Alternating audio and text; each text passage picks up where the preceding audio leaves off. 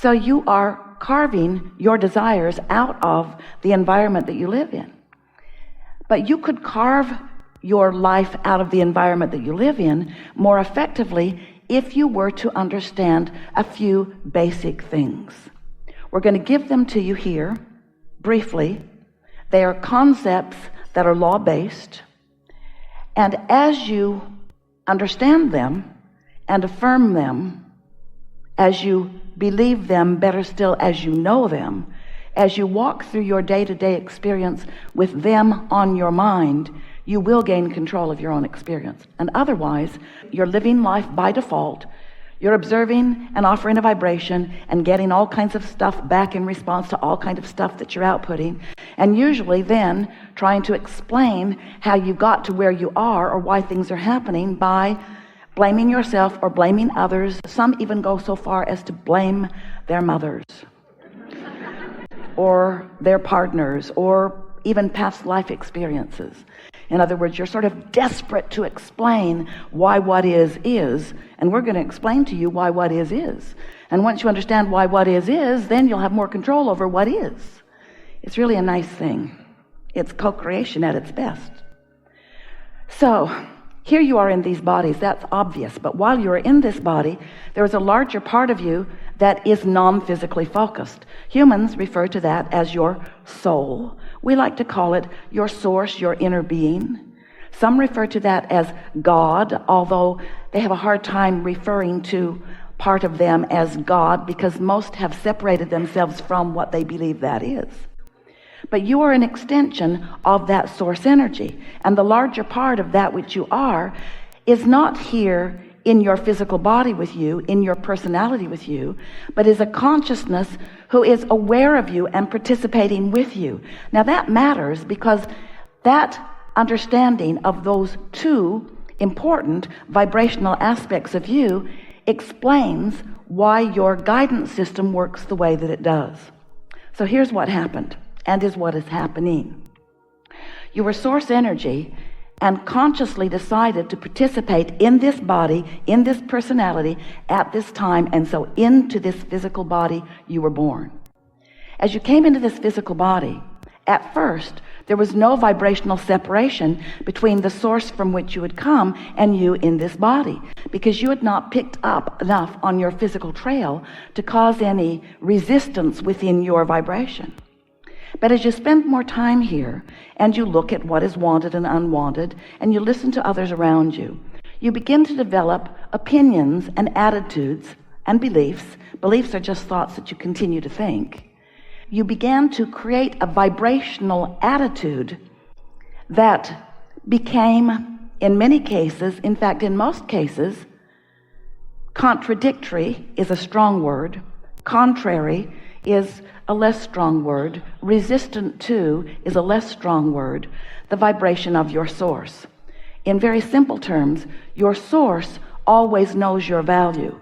And when you convince yourself or somebody else convinces you that your value is less, then you introduce resistance into the equation of you and you.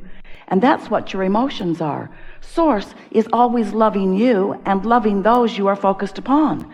But when you find reason to not love them by virtue of the conditions that they are exhibiting, as you stand in your vulnerability, pushing against their conditions because you believe, and most humans are in this category, that the conditions that others are living could threaten you, then you cause, separation is too strong a word, but you introduce resistance into the equation between you and you. So that, in very brief terms, is what your emotional guidance system is all about. It's about the difference in opinion of the source within you and your opinion right here in this moment. Now, what happens to most of you, because early on, as you're interacting with those around you, they have, in most cases, developed pretty strong opinions of their own. And they believe that it is in your best interest that you understand the opinions that they are offering. So at first, you don't have a really hard time because there is somewhat of consistency around you. But the longer you spend in this physical body, and the more you are introduced to the other components of this time-space reality, the more you realize that there is really a variety of opinions about just about everything. And so you have a hard time. using what surrounds you, your mother, your father, your teachers, your peers, the influences that are coming to you. It's a difficult thing to be human and sort out the rightness and the wrongness in the way that they want you to. We want you to understand that through all of that, you have source within you, not just apart from you, but within you, not just somewhere, with you, focused with you in every moment of every conversation and every idea. Everything that you are about, your inner being is right there with you. Law of attraction is the manager of vibration. And since you live in a world, you live in a universe that is only about vibration, then law of attraction is central to what is going on in this vibrational universe, and your understanding of it is central to your deliberate creation, to your deliberate evolution, to your deliberate living life happily ever after in this physical time-space reality. So what law of attraction says is that which is likened to itself is drawn. There's a vibrational equivalency. It's like when you tune something with your radio dial. So that's the way everything in this universe is working. So your source is broadcasting a signal, and you have the opportunity of tuning to that or not. When you tune to it, you feel wonderful. That's when you are at your clearest, or your most fun, or your most joyful, or your most vital. That's when you are energized. That's when you are full of you. But when you don't tune your tuner to who you really are, when your signal is off, that's when you are introducing resistance or static to the equation. That's when you feel less good. That's when negative emotion is present. You're sort of getting a sense of this? Now, this is why it is that way. Because law of attraction is responding to the vibration that is being offered across the board. Everything is vibrating, and law of attraction is responding to everything that is vibrating and matching up those signals.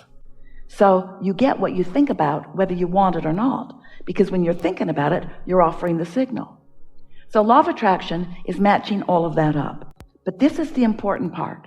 We're just going to take just a very brief period of time here to help you to understand why you have emotional guidance, why it exists within you, and why it matters so much. So this you that we've been talking about, this eternal you, is a powerful point of attraction. And here you are in your physical body, exploring, knowing what you don't want, knowing what you do want, launching rockets of clarity from your point of view, preferences, personal, important to you preferences of what you prefer. When someone's rude, you want them to be nicer. When you don't have enough of something you feel that you need, you want more of it. And so each time, whether you speak words about it or not, you have an experience that helps you to clarify. You launch these vibrational emanations, these rockets of desires exude from you, and your inner being, who is standing in your vibrational universe, receives the new request, integrates it immediately into the whole that your inner being is, and becomes that point of attraction. Now here's the important part. Law of attraction then responds to that newly expanded, newly amended point of attraction. Does that make sense to you? The question is, where are you in relationship to that? In other words, someone was mean to you and you launched a rocket of desire to feel better, and your inner being received that and stands there in that much better feeling place as a result of what you've lived. But where are you standing in relationship to that expansion? Usually over here complaining about what happened. Usually over here defending your position and why you feel bad about something. So you are separating yourself, usually not deliberately, usually unconsciously, usually because of lack of focus or lack of discipline, or mostly, we'll just say it to you, lack of really wanting to feel good. Because if you really wanted to feel good, you would by now have trained yourself into finding the thoughts that do feel good. You've got to admit, hatred does not feel good. And yet you accept it as part of life experience because you believe that conditions have to change before your hatred can go away. Fear does not feel good, but you don't let go of it because you believe that that thing that is making you believe that you are afraid, or that thing that is causing the moment of fear, has to change before your fear can subside. And that's what we're wanting you to understand here today. That's living life conditionally. That's needing to control conditions you can't control in order to adjust your vibration to something that feels good. And there is a much easier way of going about it. Not only is it easier, and not only will it keep you in a place of feeling better, but it is essential to being the maintainer. It is essential to being the achiever and then the maintainer of your deliberate vibrational offering. And that's what deliberate creation is. Deliberate creation is understanding law of attraction and understanding your guidance system and understanding your own emotions and then doing something about it when you feel emotion. Now, what we would do if we were standing in your physical shoes, what we would do about negative emotion is we would find the path of least resistance into feeling better. We would talk ourselves into feeling better. We would focus ourselves into feeling better. And often humans say, oh, no, no, no, no. Esther would say, Abraham, clearly you have a different opinion about this than I do, because I feel rotten. And I believe you. I believe that the reason I feel rotten is because I have varied from what I really know about this. But Abraham, I think you need more information. Because surely if you knew what I know, you wouldn't still feel the way you feel. And we say, we would, because that is our determination. That is our decision. Because we understand the laws of the universe. We understand that like attracts like. And we stand in that non-resistant place as your guidance to assist you in finding alignment with all that you want. So it's such a wonderful thing. You've come with such reason and purpose. You came into this time-space reality, very clearly came forth in order to create your own reality. That's what you wanted. That's what you said you would do, and that's what you knew you would do.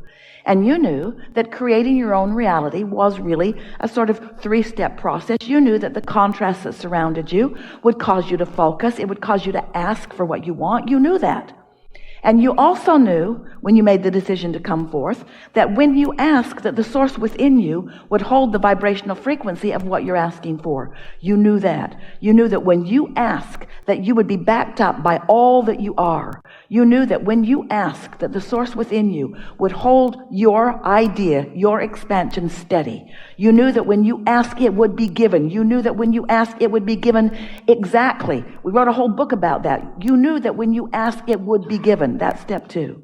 You also knew that once you ask, and life causes you to do it all day, every day, and once source gives, or becomes is a better way, ask and source becomes the very that you are asking for. You knew then that your next step must be to find a way of being in the receptive mode of what you're asking for. You knew that you can't want something and doubt it, that you can't want something and not believe it. You knew that you can't want it and criticize the absence of it. You knew that you couldn't want it and notice mostly that it isn't there. You knew when you came into this physical body that you would have to be, if you were to be the deliberate creator of your experience, which is why you came forth, you knew that you would have to be one who lives unconditionally for this reason. Everything that you create is a vibrational reality for a while before it becomes a condition or a thing or a state of being. Jerry wanted to write a book, talked about it a lot, and he wanted to call it Turning Thoughts to Things. How is it that the vibrational nature of that which is you becomes the tangible, see it, hear it, smell it, taste it, touch it version? And the way that that happens is because that is the leading edge. That is the momentous expansion. That is the natural evolution. That is the ultimate progress. That is the reason that we are all focused here. Because you are supposed to turn your thoughts to things. You are supposed to let the vibrational nature that is you demonstrate itself in the fullest fashion. You have come forth to deliberately create joyful, abundant, delicious experience, you see. But you can't create something that is new and more delicious if you're looking at something that is present and not so delicious. Because whatever has your attention has got your vibration. And whatever has caused your vibration to emanate is controlling the point of attraction that's coming back. So that's why we're talking about being unconditional in your point of attraction, caring less about what is and more about how you feel.